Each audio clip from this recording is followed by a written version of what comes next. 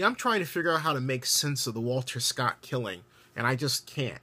But the question is, what can be done in the wake of this horrible tragedy where Michael Slager, the police officer in the suburban Charleston, South Carolina town, just shot Walter Scott in the back as he was running away from him like he was some sort of animal. What are we to make of his actions with respect to American society? As I look around and as I enjoy everything our society and its people has to offer, I'm consistently reminded of the beauty and the high levels of racial integration and harmony that I've never seen before. And so those examples of racial harmony are a dramatic counterpoint to the kind of racism that's exacted by police officers around the country in many different departments. We have to ask the question, why? And we have to ask, are we allowing police to be white supremacists? Are we training a certain type of person who already thinks of black people as less than, and then is put in situations that reinforce that person's prejudice, and then they act on it? Are we deploying our resources and convincing ourselves that we're doing the right thing by putting these resources in what we see as, or say, are high crime areas?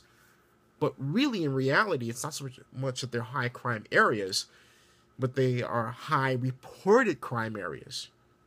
It doesn't mean that crimes aren't occurring in upper income neighborhoods.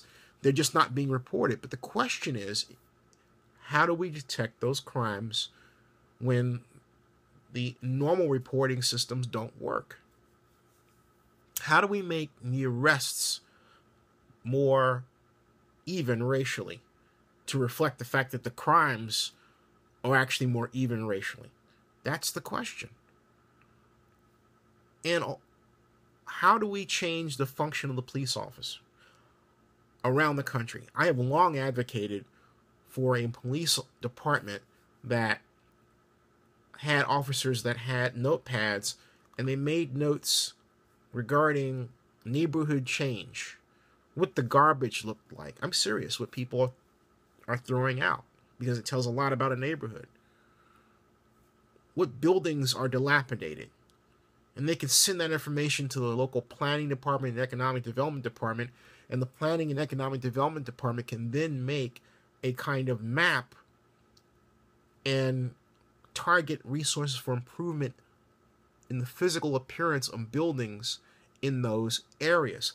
That's not done. That kind of meshing of departments, and thus changing the responsibility of the police officer to more of a caretaker of a neighborhood, is not done. So we have fundamental concrete problems with how we've allowed police departments to evolve over the past 30 years as our society has become more diverse. And what do you say of Stormfront, the white supremacist website, which has sentence after sentence after sentence expressing joy over this horrible killing? And then, how do you reconcile that with the fact that many white supremacist related homicides are done by people who happen to be frequent posters on Stormfront, and who say that some of their members are also in law enforcement, and that has been proven, particularly in cases in Florida? So you see what this climate looks like. You understand how we've allowed it to evolve into this complete mess. It sits as an outlier to our society, a society where the most popular commercial consists of Cheerios commercials, consists of a black husband and a white mother and their biracial kid.